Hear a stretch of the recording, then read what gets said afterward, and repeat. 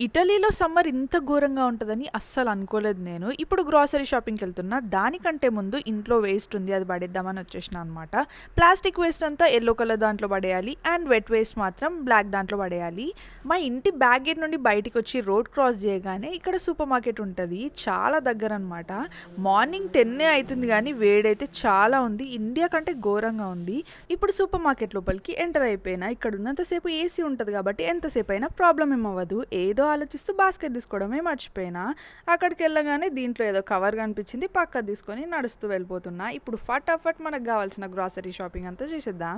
First ఇక్కడికి రాగానే beans కనిపించినాయి. చాలా రోజులైతుంది బీన్స్ తినకాని ఏది బాగుందో చూసేసి ఆ బీన్స్ ప్యాకెట్ ఒకటి తీసేసుకున్నా.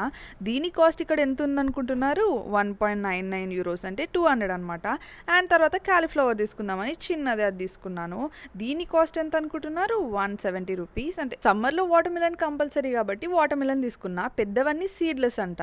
ఇప్పుడు ఇలాంటివి ఏవి తీసుకోవాలన్నా హ్యాండ్స్కి గ్లోవ్స్ కంపల్సరీ అని చెప్పాను కదా. హ్యాండ్స్కి గ్లోవ్స్ వేసేసుకొని ఏది బాగుందో అని వెతికినా. చిన్న వాటర్ మిలన్ తీసేసుకొని మా అమ్మయ్య కోసం గ్రీన్ యాపిల్స్ తీసుకుందామని చూస్తున్నా.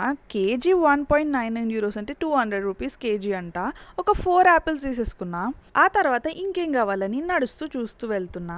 మామయ్యకి డైలీ సాలడ్ కావాలి. ఏ సాలడ్ బాగుంటుందని చూసేసి ఒక సాలడ్ ప్యాకెట్ అయితే తీసేసుకున్నా.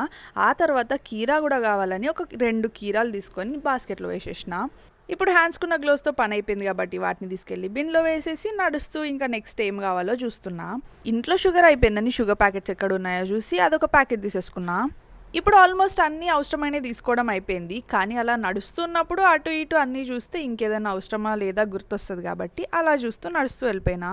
ఎంత నడిచినా ఎంత చూసినా కూడా ఏదో ఒకటి మర్చిపోవడం కామన్ కదా అందరికీ. ఇక వెంటనే కౌంటర్ దగ్గరికి వెళ్ళిపోయి అక్కడ నేను తీసుకున్న సామాన్లన్నీ పెట్టేసి బిల్లింగ్ అంతా చేయించేసిన. ఇప్పుడు సామాన్లన్నీ బ్యాగ్లో పెట్టేసుకొని బయటకు వచ్చేసిన. ఎప్పుడు సూపర్ మార్కెట్కి వెళ్ళినా కూడా ఒక బ్యాగ్ క్యారీ చేస్తాం మాతో పాటు. ఎందుకంటే ఇక్కడ క్యారీ బ్యాగ్ కాస్ట్ కూడా చాలా ఎక్కువే ఉంటుంది. నేను ఇప్పుడు తీసుకున్న సామాన్లంతటికి 9.70 యూరోస్ అయింది. అంటే 1000 రూపీస్ అనుకోండి. ఓకే, మరి సబ్స్క్రైబ్ ఫర్ మోర్ వీడియోస్.